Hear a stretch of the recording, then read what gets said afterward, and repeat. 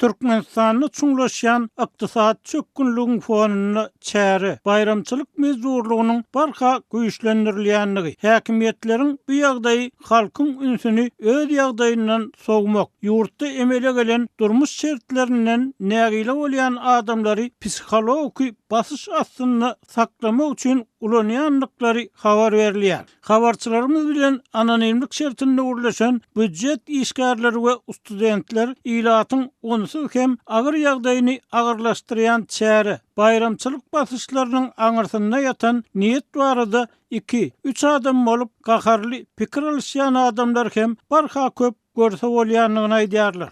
Türkmenistanyň hökümeti ilatyň iň aktiv ýaşlaryny we büdjet işgärlerini öz basy özüne gaýgy halda ýarym ukuda gazanany bedenine ýetmez ýaly halda saklamagyny güýçlendirýär. Diýip bir ýaşaýjy aýtdy. Onuň sözlerine görä, ýaňy bir çäre gatnaşan ýa-da adamlara heni çäre gutorup butormanka inniki geljekki çärelere gatnaşmak barada duýduruş berilýär. Raýatlar atlary ýazylan kagada gol çekmäge mezur edilýär. 21 martda badalga berilen bagy kişilige gatnaşan studentlere daňdan ýarym ukul harly bağ ekilmeli yerlere ekidilip mezur bağ ektirilýän wagtyny gören görgüler adýaly aprel aýyndaky çäre hakyny duýduruş berildi diýip bir talip Azatlygyň habarçysyna aýtdy. Onuň sözlerine görä, aprel aýynyň başynda geçirilýän saglyk we bagtyarlyk kepdeligine taýýarlanmak, tigiri ýoklaryň tigir satyn almaklary barada bir tawsaryk berildi. Bu maglumaty büdjet edaralarynyň işgärleriniň hem adyndan 2 sansy tasdik etdi. Olaryň sözlerine görä, büdjet edaralarynyň işleýän denanlara sport eşiklerini satyn alyp tigir sürmegi öwrenmek tawsyryldy. Bu tawsaryk eger öz işiňizde işlejek bolsaňyz diýilen hemleli sözler bilen berildi. Tigir sürüp bilmeýänlere, orta ýaşdan geçen ýaşurlara haýbat atyldy. Şu aralykda sosial mediada peýda bolan we derlew öçürilen videolar hem baý ekýän ýaşlaryň arasyndaky ýadawlygy, ýurtda giň ýaýranlyk aýdylýan lapkeşligi görkezdi. Ol videolaryň käbirini baý ekip pillerini taşlap, iki elleri bilen kellesini tutup oturan talipler görkezilýärdi. Bu hil reýallyklary görkezýän videolaryň aşagyny derhal dost, geljek ýerine geldiň öýdýän, ýygyňdan barlýar diýen ýaly gorkuzly ýazgylar peýda bolýar we videolar derlew öçürilýär. Azatlygyň habarçysy bilen gürleşen talibiň tasdiklamagyna görä, ukudan walan ýaşlaryň käbiri sögünüp, çukur gazyp, baglary oturdup, gaharlaryna bagyň düýbüne kiçi meýdan edip, bolanyna görä suwaryp hem berelýärler. Taliplaryň arasynda hökümetiň bu çäreleri ýaşlaryň oýlanyp pikir etmäge wagtlarynyň bolmazlygy üçin geçirýändigine düşünýänler hem bar.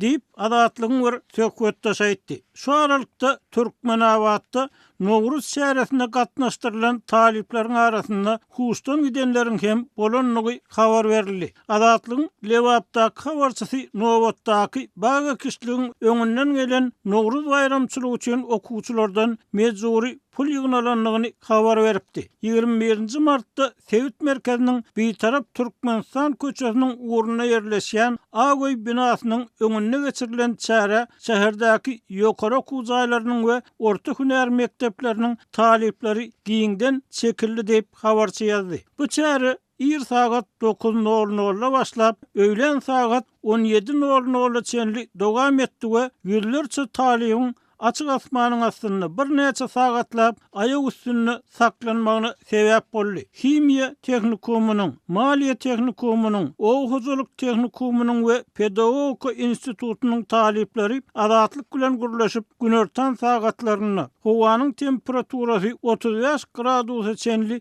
ýeten wagtyna saýa, kölegeli ýere zar bolanlyklaryny aýtdylar. Oglanlara uzunlygy 2 metre golay baydaklar, gyýlaryň ellerine dürli renkli güller paýlanyp berildi. Bu zatlar olaryň hereketini çäklendirip, ýagdaýlaryny hasta kynlaşdyrdy. deyip bir gaýda aýtdy. Onuň sözlerine göre çäre dowamyny olary kadaly imitlenmek ýa-da erkin suw içmek mümkinçiligi döredilmedi. Bizi ýerden alyp çykdylar, akşama çenli diýen ýaly goý bermediler. Howa ören ıssady. Köpüýimiz özümizi erwet duýduk. Ýöne çykyp gitmäge ruhsat ýokdy. Deyip Kimya Hüner Mektebining talibi aýtdy. Adatlyň habarçysy çäre wagtyny talip gyýlaryň adamdan 2 sanatynyň huşuny ýitirenligini, bu maglumaty şäheriň Tüýkömek gullugynaky çeşmeleriň hem tasdiklandygyny habar berdi.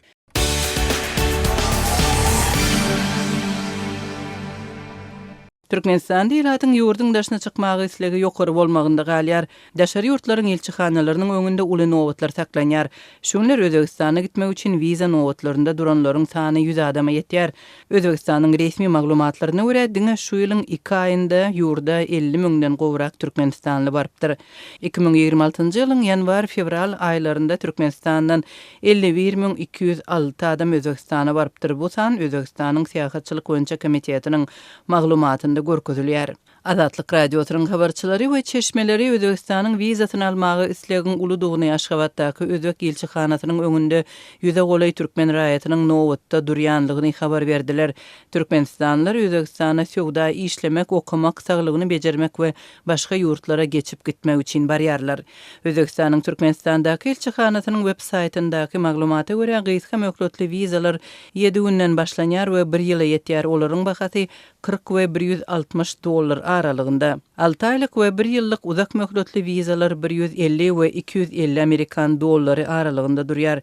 Habarçylar ýurtdaky agyr durmuş şertleriň arasynda Özbegistana gitmek isleýänleriň en çemetiniň goňşy ýurda işlemek maksady bilen barýanlygyny belliýärler. Öz ýurdundaky işsizlik ilaty daşary ýurtlarda nesibesini agtarmagy mejbur edýär. Türkmenistanyň ykdysady ýagdaýy çöküp barýarka ilat iş göllep goňşy ýurtlara gidýär. Dip Aşgabatdaky çeşme aýdýar. Türkmenistanlylar işin gözleginde Özbegistandan başga Azerbaýjany, Gazagstany we Kyrgyzstany hem köp barýarlar. Çeşmeler türkmen migrantlarynyň sanynyň artmagy goňşy ýurtlaryň yerli ilatynda sorag döredýänligini belliýärler. Türkmenistanyň raýatlarynyň barýan ýurtlarynda yerli ilat geň galýar. Siz bol elin ýaşaýarsyňyz diýip isleýärdik. Ähli kommunal hyzmatlar, ýangyç, ady önümleri ardan ýa-da mugt berilýär diýerdiler. Häzir size näme boldy? Türkmenistandan islemek, eklenç üçin gelýän raýatlaryň sany gitdigiçe köpelýär diýerler. Dip Özbegistanda işleyen türkmen raýaty gurrun berdi. Türkmen migrantlarynyň sözlerine görä Özbegistandaky aýlyklar yerli ýaşaýjylar tarapyndan az hasaplanýar, emma türkmen raýatlary muňa razy bolýar. Mysal üçin Özbegistanda guruluşykda işleýän türkmen raýatlaryna $700 möçberinde hak tölenýär. Bu aýlygy pes görýän Özbegistanlylar öz ýurduňyzy taslap, daşary ýurtda iň pes aýlygy razy bolýan bolsaňyz, Türkmenistanda guruluşykda näçe hak tölenýärkä diýip hayran galýarlar.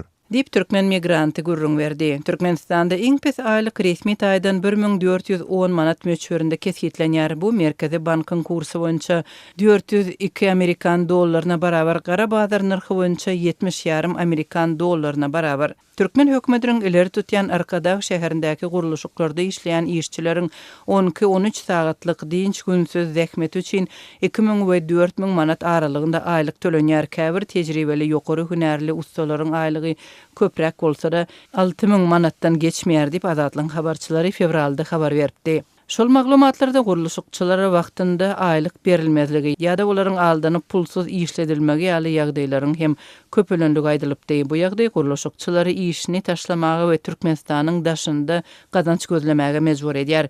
Özbegistanlylaryň sözlerine görä ýurdun öz ýylaty $1000 barabar aýlyga guruluşykda zähmet çekmekden daşary ýurtlarda şol sanda orsiýetde işlemegi has köp saýlaýarlar. Türkmenistanyň ykdysady ýagdaýy çöküp barýarka ilat iş göllep goňşy ýurtlara gidýär. Sebebi Özbegistan bilen Russiýanyň arasynda wiza talaby ýok. Şonuň üçin özbek raýatlary Russiýada $1500-2000 geçirip aýlyk alyp bilýärler. Dip Özbegistanly çeşme gurrun berdi. Türkmenistanda özbek vizasyny almak üçin uly nowatlaryň saklanýanlygyny daşary ýurtlaryň birindäki özbek diplomaty hem anonimlik şertinde tasdiklady.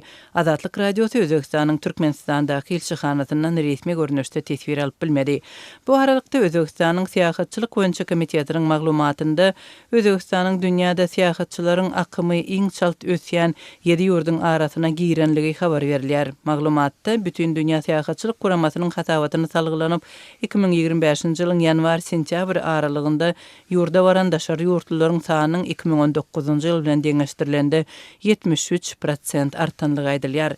Şeýle-de özbek hökümetiniň resmi maglumatlaryna görä ýurt Kyrgyzstan, Täjikistan, Azerbaýjan, Ermenistan, Belarus, Gürjistan, Kazakystan, Moldowa, Orsiýa we Ukraina bilen iki taraply vizasyz rejimi ýöredýär.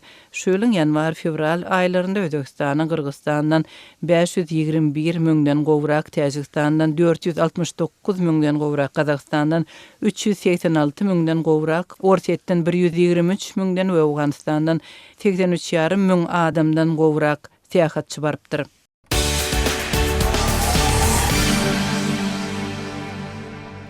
Birleşen Ştatlaryň prezidenti Donald Trump soňky 2 güniň dowamında Tehran bilen gapma garşylygy bet etmek barada ören gowy we netijeli gepleşiklerin geçirilenligini we ondan soň Iranyň energiýa infrastrukturasyna hüjümleri 5 günläp togtadanlygyny aýtdy.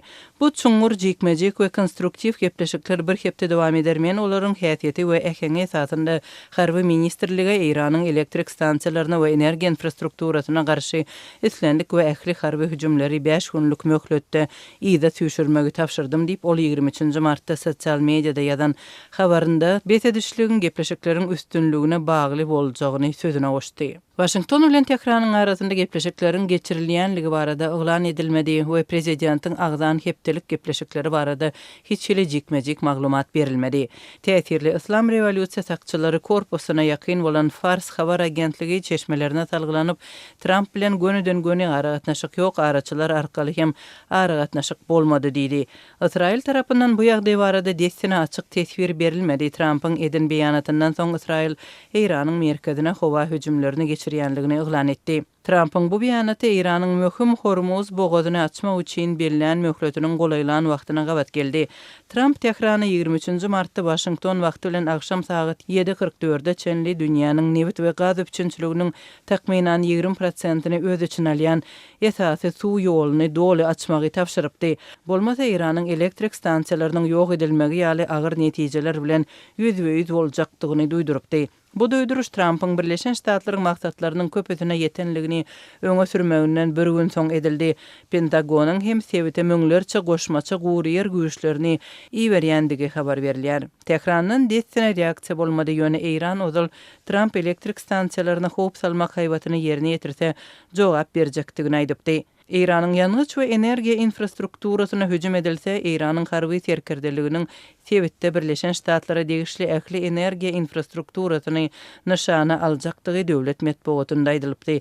Iran şeýle hem suwy duýsuzlandyrmak boýunça dethalara zarba urjakdygyny duýdurypdy. Aýratynlykda Iranyň parlamentiniň başlygy Muhammed Bakir Kalibaf ýurdumyzdaky elektrik stansiýalary we infrastruktura nyşana alynsa, desine sebitdäki möhüm infrastruktura, energiýa we neft infrastrukturasy kanuny nyşanlar hasaplanar we ýygyna gaýtaryp bolmajak derejede ýok ediler diýip duýdurdy. Iranyň adam hukuklary boýunça topor ihrananyň maglumatyna görä Birleşen Ştatlar we Israil 28 fevralda hüjümleri başlanandan bäri uruşda 3000den gowrak adam ölüpdir. Çaknaşyk energiýa we birja bazarlaryna uly täsir ýetirdi. Ýangyç çykdyjylaryny ýokarlandyrdy, global inflasiýa howpuny güýçlendirdi we orta gün dogry hem de gün batary sarstyrdy. Söwüşleriň ýaýrap, sebiti gurşap almagyndan howatyrlanmalary artdyrdy. Pars aýlygynyň elektrik ulgamlaryna hüjüm edilmek howpy içimlik suwuny arasalamakda köpçülikleriň bökdünçlikleriň döremegi bilen bagly howatyrlanmalary güýçlendirdi we neft bazarlaryny hasta howsala saldy. Brent markaly çyg neftiniň bahasy 23 martda gün ortan 7% töweregi petegaşdy we $104 Amerikan dollaryna golaýlady.